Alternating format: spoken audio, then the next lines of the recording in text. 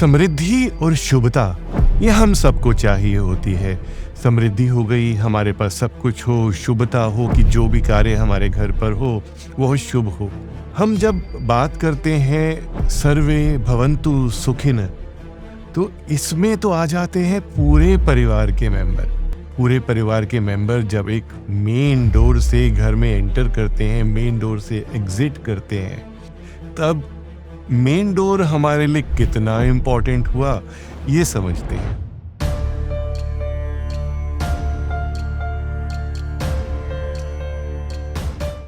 नमः शिवाय। हाँ जी, हम मेन डोर के बारे में बात करेंगे और कुछ टिप्स मैं आपको देता रहूँगा, और जब भी आप कमेंट करें तो मेन डोर जरूर लिखिएगा।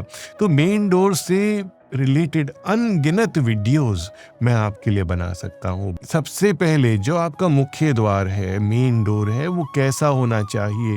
देखिए, आप ब्यूटिफिकेशन में जाएंगे तो कोई भी लिमिट नहीं है। आप कैसे उस ब्यूटी को आइडेंटिफाई करेंगे कि आपका डोर जो है सुंदर है। मेरा जो पॉइंट है सबसे पहला, कि आपका मुख्य द्वार, आपका मेन डोर प्योर वुड का होना चाहिए। प्योर वुड यानी कि प्लाई नहीं, माइका नहीं, कोई लेमिनेट नहीं। प्योर वुड का मतलब है, उसके बाद एक बात और भूल गया कि विनियर भी नहीं, क्योंकि मैं जब लोगों को सजेस्ट करता हूँ प्योर वुड, तो कई लोग कहते हैं प्योर वुड का बना दिया है, प्लाई लेकर के उसके ऊपर टीक वुड का विनियर यानी कि एक फिल्म की तरह पतली पट्टी होती है वो लगा दी जाती है। वो वुड नहीं हुआ, उसको बनाया गया। आपने ओरिजिनल जो सागवान की लकड़ी होती है, टीक की लकड़ी होती है, या शीशम की लकड़ी होती है, रोजवुड की लकड़ी, या कोई भी ऐसी वुड, पाइन वुड, कोई भी वुड जो ओरिजिनल हो, उसको कार्व किया गया हो और आपका डोर बनाया गया हो, वो डोर सबसे ज्यादा शुभ माना जाता है।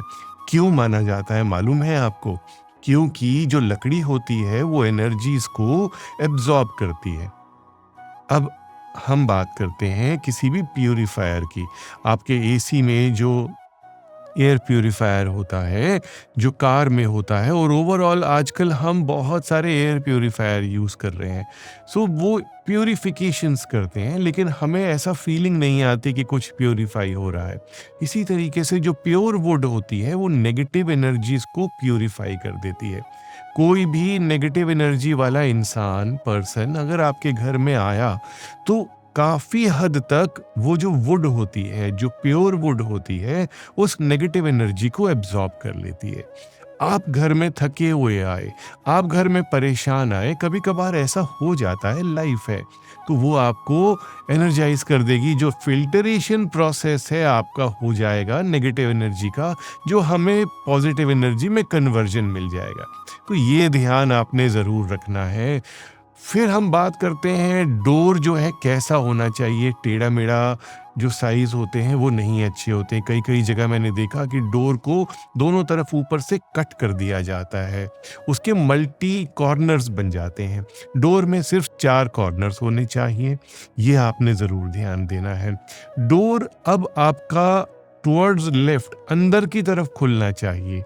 ये बहुत बड़ी बात है, क्योंकि एनर्जी फ्लो जब हम मेजर करते हैं तो एनर्जी फ्लो ऐसे ही चलता है। आप इस हाथ से डोर खोलेंगे तो लेफ्ट की तरफ डोर ओपन होगा। तो ये करना बहुत ज़्यादा इम्पॉर्टेंट है। अब एक बात मैं आपको बताऊं, मैंने ये बहुत जगह देखा कि घर के अंदर, अब जब एक घर बना या फ्लैट बना, तो जो बैल्कनी के डोर होते हैं ना, वो काफ़ी बड़े होते हैं, ताकि आपको एनर्जी मिल सके, आपको हवा मिल सके, आपको धूप मिल सके। लेकिन आमतौर पर आपने नॉर्थ फेसिंग घर लिया, नॉर्थ में आपका मेन डोर आया और साउथ में आपकी बैल्कनी पड़ती है, जो कि काफी बड़ा दरवाजा है। तो क्या गड़बड़ होगी? ऑफ कोर्स गड़बड़ होगी। साउथ का दरवाजा नॉर्थ से छोटा होना चाहिए। ये आपको अपने माइंड में फीड कर लेना है।